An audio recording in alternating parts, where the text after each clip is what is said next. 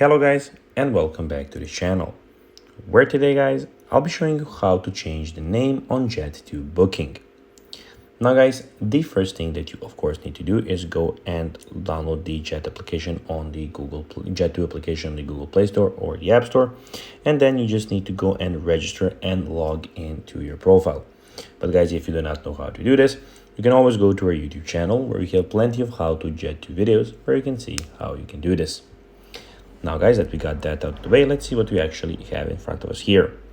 So as you can see here guys, we have on the top left corner we have the inbox option. On the top right corner we have the menu, where we have a lot of different options as search holidays, search flights, manage bookings, etc, etc. In the bottom tabs we have the home screen, the holidays, flights, we have bookings, of course we have the sign in option, and we have the offers option. But now guys, let's see how you can actually go and change the name on the Jet2 Booking. First of all, you need to go to the top right corner and click on the menu. Then guys, what you need to do is go and click out of all of these three options. You need to go and click on manage my booking option.